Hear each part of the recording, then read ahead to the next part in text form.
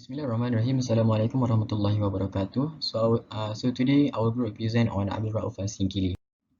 So the overview of our presentation, we will go through introduction, background, idea, philosophy, and criticism, books, contribution, and achievement. We have two. We have part one and part two, and lastly we go to the conclusions.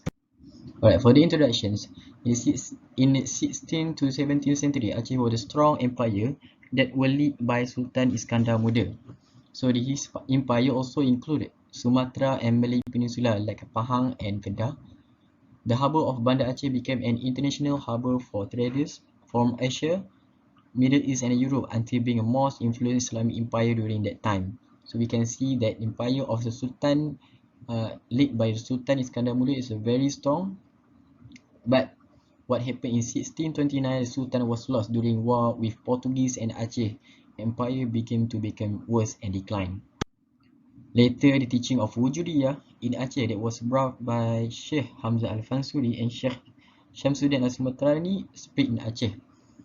However, the appearance of second major proponent of Islamic thought who were Al-Raniri and his student Abdul Rauf Al-Sinkili and Sheikh Al-Maqasari opposed Wujudiyah and it was supported by Sultan at that time. So this introduction is just a summary on what happened in Bandar Aceh. These are the background of Abdul Rauf Al-Sinkili.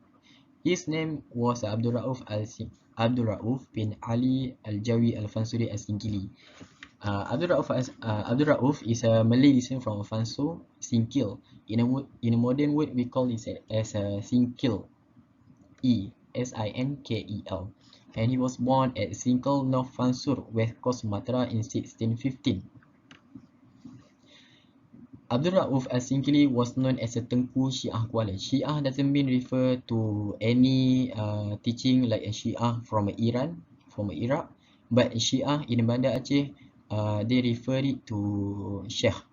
This title is popular among the local community. It was originally called Tengku Syiah in Kuala because of his religious background. Okay, but the community made the title easier to Sheikh Kuala only. From the Tengku Sheikh in Kuala, they made it easy to Sheikh Kuala. At the age of 73, which is in 1693, he died, and he was buried in the yard of the mosque built in Aceh, village of Diyah, Raya Kuala district, about 15 km from Bandar Aceh. Right. This is the Abdul Rauf Al-Sinkili tomb, which is located in Aceh at the village of Diyah, Raya Kuala district. Right, now we go to the education. Abdul Rauf Al-Sinkili started his education in Sinkil, which is in Aceh, and later in 1642 he went to Mecca, Madinah and Yaman. Abdul Rauf received his early education in a boarding school raised by his father, namely as a pesantren, and his father, which is Sheikh Ali Al-Fansuri, teach him. Okay. Besides, he also learned to some scholars in Fansur, Aceh. A few years later, he studied with one of the prominent scholars in Bandar Aceh, which is known as Sheikh Shamsuddin Al-Sumatrani in Bandar Aceh. Sheikh Abdul Rauf Al-Sinkili travelled to Arab world in 1642 and studied for about 19 years with 27 scholars who were expert in various disciplines of Islamic science. We have he studied in, for example, he studied in Sharia law. We have fiqh, we have hadith, ilmu kalam, and tasawuf, and many more knowledge that he learned from in the Arab.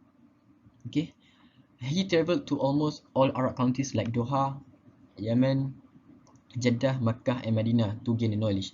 Not only in Makkah, Madinah, and Yemen, but also in other places. With his extensive knowledge, he is said to have also taught in Makkah and Madinah, especially for students from the archipelago, which is from Malay Peninsula and also Sumatra. Alright. Next is he opened school near Aceh River. After he went back from the Arab, he came to Aceh. He opened a school near Aceh River. So Sheikh Abdul Rauf Al-Sinkili opened a madrasah and became the main scholars there. Many students came to study with him. He wrote many books related to hadith, fiqh, tawhid, tasawwuf, and etc. For example, one of his famous book named as Mir'ah al-Tullab fi Tashil Ma'rifah al-Ahkam al-Shari'ah li al-Mali al-Wahhab. So this book, there are three main content, which is a fiqh. This fiqh is include the issue of family and marriage, inheritance matters like fara'id, the law of inheritance of the state, and also all the revenue therein. The second part is ba'i. Hukum ba'i is a question of sale and matters, law of profit and interest. And lastly, we have a hukum jinayah. Hukum jinayah is an enforcement of Sharia law, including civil and criminal law or contemporary issues. Alright, the last part of his background is he was well known as an Islamic scholar and the Mufti of Aceh Sultanate. And later he became the confidant of Sultana Safiyat al-Din because of his religious background. Alright, okay, I think that's all from me on the introduction and the background. I will pass it to next presenter. Thank you. Assalamualaikum and a very good morning to our honorable lecturer and to all my fellow classmates. I hope you guys have a nice day and have a nice morning. My name is Tina Zara Binti Rusdi and I'll be presenting about the philosophy of Abdul Rahman Al-Sinkili. Alright, so as you guys know, Abdul Rahman Al-Sinkili was a very famous scholar back in the day. He became a sumber rujukan for people about religious matter. Besides that, Abdul Rahman Al-Sinkili is someone who believes in the Islamic principle and Islamic doctrines are not mainly focusing on the ibadah aspect only, which means that he believes that as a Muslim, we shouldn't focusing only on the ibadah, but we should also focus on our activities as a person, for instance, work, social life, and hobby and stuff like that. And he tried to show his view to other Muslims so that they can try this. His latest writing on fiqh entitled Mirat al-Tulab fi Fashil al-Ma'rifat al-Ahkam al-Sariyat li al-Mali al-Wahhab, that's so long, discuss about above issues. So this book is one of his writing that talk about fiqh, about fiqh issue during his time. And according to Shamdan Shukur, Abdul Rahman Al-Sinkili is someone who successfully balanced the life between religion and daily activity. So this is somewhat similar to what I've talked earlier, which as a Muslim, he thinks that we should try to balance and to manage between our ibadah and our daily life. One of the most important thoughts about Abdul Rahman Al-Sinkili, more like one of the most important things about Abdul Rahman Al-Sinkili is he is someone who is known to accept women leadership, which was considered a controversial issue back in the day. Because during his time, the patriarchal system was very strong, which people thought that woman should not be a leader, but instead the leader should be a man. So because of this, when he was under the leadership of women, people think that he is somewhat, ran away from the path of religion, something like that. Okay, next, the philosophic foundation of the Rahman Al-Sinkili. He is famously known for his link with Tariqat Shatariyah, as almost all of the Shatariyah lineage centered on himself and through some of the students. And because of these links, this philosophy of Tariqat Shatariyah spread to the various regions of the Central world. Well, I'm not sure about this, but I'm not sure about this. Either he is the sole founder of Tariqat Shatariyah or he is one of the founder. But what I'm sure is he is somewhat founded this Tariqat Shatariyah. And this tasawwuf and this foundation of Tariqat Shatariyah is heavily rely on Quran and Hadith because he heavily rely on the Hadith of Prophet. Hadith, the sermon of Prophet, which Prophet said that I have left with you two things, which if you follow them, you will never go astray. Which the first one is the book of God, Al-Quran, and the second one is the Sunnah of Prophet. Okay, so these are the criticism of Abdul Rahman Al-Sinkili. There are two primary criticisms during his life that Abdul Rahman Al-Sinkili received. The first one is his acceptance to be under women leadership, which I have mentioned previously. The second one is his interpretation of the concept of wadah al-wujud. So the second one, the latest one, become a huge controversial for him because he somewhat have different opinion compared to other scholars. So let's see. So these are two different views of wadah al-wujud. The first one, the gray one, is from the views of Abdul Al-Sinkili, and the green one is the view of Hamzah Fansuri. Okay, so based on my limited and very humble understanding, I would say that Abdul Al-Sinkili view Wahdah al-Wujud as creation and creator shouldn't be associated as one, either from the beginning or the ending, which means that the creator or the God is God and the humble is humble. And his view somewhat is very different compared to Hamzah Fansuri and his other scholars. So because of this different of opinion, it became a controversial issue during that time. Okay, lastly, these are the ideas or method of da'wah that Abdul Rauf Al-Fasri used, which he was famously known to use two approaches, which was the first one is mujadalah billati hiya ahsan, which means exchange opinions, ideas via dialogue or discussion. And the second one is mauzatul hasanah, which means the good advice. So these are the two methods of da'wah that he usually used. So that's all from me. I'll pass the slides. I'll pass the presentation to my next friend. Thank you. Assalamualaikum warahmatullahi wabarakatuh. My name is Hasabila bin Jassim. So today I will present about the books that has been produced by Abdul Rauf Al-Sinkili. Abdul Rauf Al-Sinkili's credibility as a great writer may be seen through his 20 kitabs, which were being written both in Arabic and Malay language. His 20 kitabs were being written in various fields such as fiqh, Sufism, tafsir and hadith. Some of his books were being written as his commentary on Quran and hadith, while some of them were being written as a religious guide. So one of his famous books entitled Mir'at al-Thullab fi Tashil Ma'rifah al-Ahkam al-Shari'iyah li al-Malik al-Wahhab. So in this book, it discusses about the fiqh or Islamic law according to Mazhab Shafi'i. Now I will present about among his books and also the content of the books. So the first one is Mir'at al-Thullab fi Tashil Ma'rifah al-Ahkam al-Shari'iyah li al-Malik al-Wahhab. So in this book, it discuss about the fiqh or Islamic law according to Mazhab Shafi'i. So this book, it was being written as being requested by Sultanah Safiyatuddin. In this book, it highlighted in the duties of Qadi, the judge, Hukum Ba'i, the commercial law, matrimonial law, criminal law, the weaknesses of Qadi and Colophon.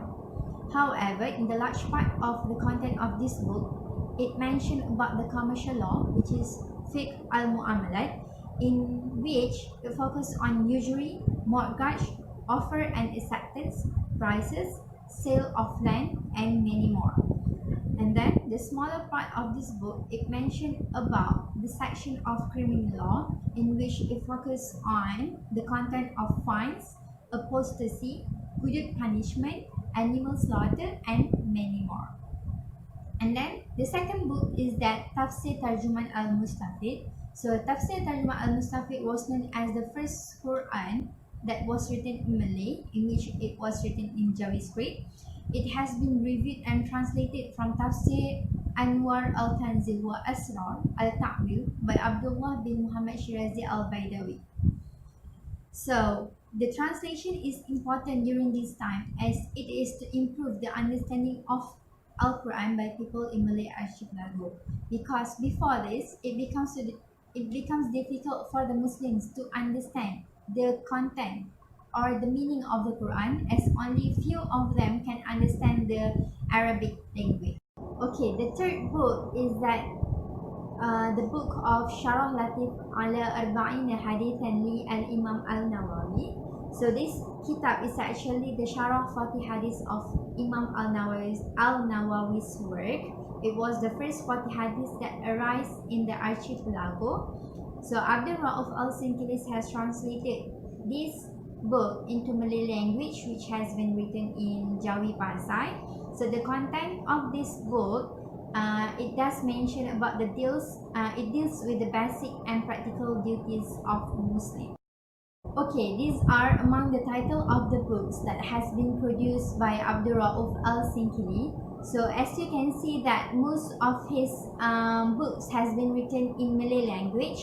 This is because, as I have mentioned before, that majority of the Muslims during that time cannot really understand the meaning of the Arabic language. So that's why Abdul Rauf Al-Sinkili has written most of his works into Malay language.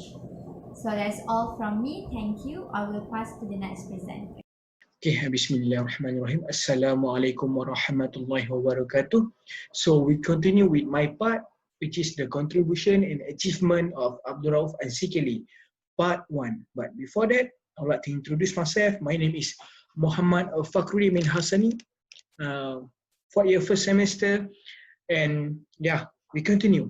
So in my part, I would like to explain to you 3 main points, which is the firstly is hadith, second in source of research, and the third is doctrine controversy.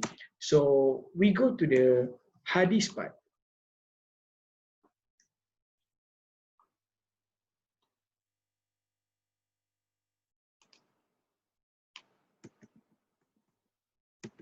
Okay, so hadith is the main principle among the Muslim scholars in Nusantara, but during those times, there was no works by the scholars, which means that during the 17th century or before the Abdul Rauf Al-Sinkili period, there was no works done by scholars, Nusantara scholars, in related to hadith. They just study about that, and also there's no word, no book or no written. So Abdul Rauf Al-Sinkili was one of the earliest Nusantara scholars who produced books about hadith. Okay, now how he produced the book of hadith. So his involvement in the field of hadith began when he studied and interacted with a network of Middle Eastern scholars. So during his time in Hijaz, he went to few places like Yaman, Mecca, and other places and study, learn, and then produce the book. So it is not surprising that he claimed to have produced 2 works in the field of hadith, which is the first book is Syarah Hadith by Imam An-Nawawi, which is the explanation of Hadith 40 of Imam Nawawi, and the second book is Al-Mawi' al-Bada'i, which is the Hadith Qudsi, the collection of Hadith Qudsi collected by himself, and he combine it into 1 book. So the second point is source of research. So in order to we say that he was the greatest, one of the greatest scholars, so this is one of the proof that he was one of the great scholars, because his works become the source of research. So one of his 2 works in the field of hadith will be used as a study resource usually. So I just talk about hadith. In hadith itself, although it was only 2 books, but they were a source of research. So the interesting thing about this Al-Maw'id Bada'i is that it was published in Mecca and also Penang. Okay, why it was published in Penang? So during the 20th century, Sheikh Abdullah Fahim Al-Fatani, correct me if I'm wrong. So these scholars, we know the great scholar Syekh Abdullah Fahim Al-Fatani, he create 1 book, and in these books he also republished the Kitab Mawi' al-Bada'i at the back of the books. So this is the reason why the books were produced in published also in Penang. So however, the original manuscript of Al-Mawi' al-Bada'i is still preserved in several manuscript centers in Asia and Europe. So in Malaysia itself, we have about 12 copies of manuscript, the original one, in a National Library, and then we also have Indonesia, in Aceh itself, and also in Netherlands. As we know, the Holland, the Dutch invaded Indonesia for many hundred years.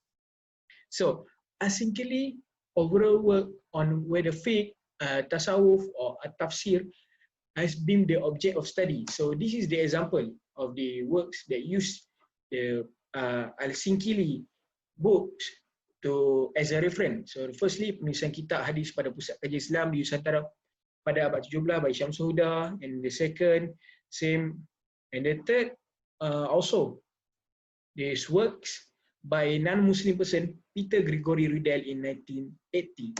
So we go to the last part of my point. So I think this is the most interesting part because it related to the other scholars during those times. So the doctrine controversy, it is about the theory of wujud ayah by Hamzah Fansuri, which is opposed by Nuruddin al-Raniri. Why he opposed? He said that many debate occurs, and Nuruddin accused Hamzah and his followers are non-believer, therefore could be killed. And from what I have read, there are also civil war between these followers. So I think Al-Sinkili being neutral and doesn't take sides during those times. So due to the seriousness of the dispute, the burning incidents of the mystical works of Hamzah Fansuri and Samsuddin al-Sumatrani took place, and even the killing of the followers was inevitable. So Hamzah Fansuri and Samsuddin al-Sumatrani was friends, so were allies. They are against this Nuruddin al-Raniri. So what actually Abdul Rauf Al-Sinkili did? So with the depth of knowledge that he has, he tries to figure out the differences. In addition, he also tried to reinterpret the Wujudiyah theory rooted in Ibn Arabi's teaching to be accepted by all scholars and society.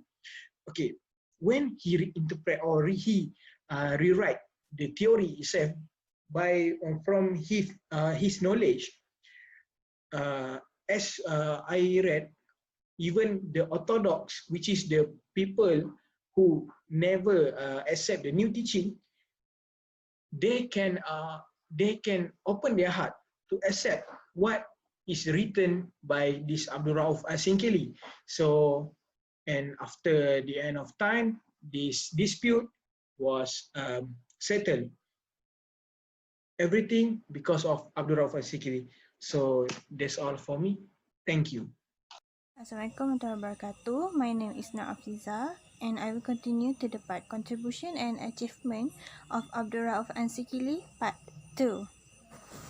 The first one is education. So basically Abdul Rauf Al-Sinkili changed or improved the system of education at Aceh at that time, and this system of education have 3 systems. The first one is Munasah, the second one is Rangkang, the third one is Dayah or Zawiyah. So for the first one is Munasah. So basically Munasah just like a basic level or kindergarten in Malaysia, we can say like that. In this Munasah, the student will be learn how to read, how to write, and also reading Al-Quran. They will also learn about akhlak, stories of the Prophet, and also nasyid. So basically in this Munasah, there will be Tengku Munasah. This Tengku Munasah basically a teacher that will educate them and teach them. For the second one is Rangkang.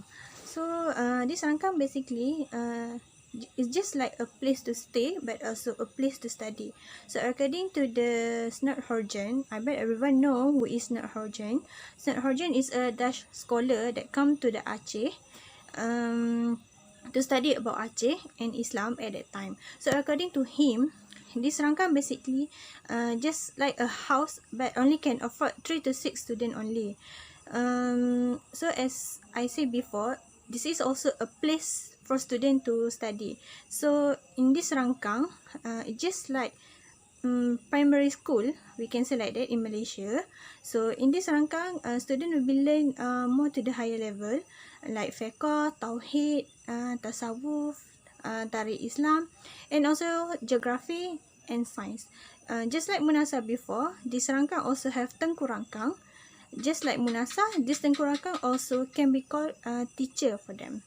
And according to the Snert Horjan again, he said that this Rangkang basically same as pesantren at Java because the method of teaching is same by using halaqah or in the circle. When the teacher sit, when the student sit in the circle and they share the argument and discussion, something like that. So for the third one is Dayah. So basically Dayah just like secondary school in Malaysia, you can say like that. So in this Dayah, the subject of teaching also same just like Rangkang, but more to the higher level, another higher level. So basically, the most important part about this Dayah, from what that I searched, from what that I read, this Dayah basically will be built at the bank of the river. So why is that? For the Abdul Rauf Al-Sinkili, this Dayah will be built at the bank of the river because it concern to his student that live at the rural area. So we know that the student that live at rural area will be using river as their transportation. So according to him, this will be easier for student to come to the class, to come to this Dayah. And another reason is it is for to attract another student from the another country, especially in the Southeast Asia. Next is Qadi Al-Malik or Jaksa Agung. So this Qadi Al-Malik basically a job or profession for Abdul Rauf Al-Sinkili at that time that been offered by the Sultanah Safiatuddin to replace Nuruddin Ariniri that back to his hometown at Gujarat, India, if I'm not mistaken. And this Qadi Al-Malik basically just to assist the queen or the king in regarding to the religious matter. But it also holds the second most position after the king and the queen at that time. Basically, this Qadi Al-Malik is the main board. Under his board will be 4 mufti that also will be help him regarding to the religious matter. And as I mentioned before, this position basically the second most important role after the king and the queen. And because of that, regarding to the research, from the research that I found, when the king or queen died, and automatically this Qadi Al-Malik or Jaksa Agung will be becoming the substitute sultan, or we can say that pemangku sultan in Malay. So because of that, this Qadi Al-Malik or Jaksa Agung will be have high respected from the villagers at that time, especially at the Aceh. Next is Abdul Rauf Al-Sinkili as a translator or interpreter. So basically this point has been mentioned by the previous presenter Sasabila, so I just add another information about it. And so the most famous one of Abdul Rauf Al-Sinkili Tafsir name is Turjuman Al-Mustafid or Tafsir Al-Baidawi. So basically why this kind of word is famous, because it is the earliest interpretive word that been made by the ulama Nusantara at that time. And because of that, many students, many researchers wanted to study about it. For the example, Salman Harun also wrote this his thesis about this kind of word Abdul Rauf Al-Sinkili tafsir, entitled Hakikat Tarjuman Mustafid from Abdul Rauf Al-Sinkili. So we can say that this tafsir by the Abdul Rauf Al-Sinkili famous and then can be used as the references for the student or researcher until today. And because of that too, it will be published to Jakarta, Singapore, Penang, Bombay, Singapore, and then Middle East, and also extend to the South Africa. This kind of tafsir is potent because it is the first interpretive word that been translate into the Malay. For the conclusion, Abdul Rauf Al-Sinkili is proven to be one of the well-known religious scholars during his life, and his writing achievement and contribution to the region are still in use in today's world. Lastly, as a conclusion, Abdul Rauf Al-Sinkili is a great religious scholar that was able to give a great impact and influence to the Malay Nusantara world. That's all from us. Thank you so much for listening.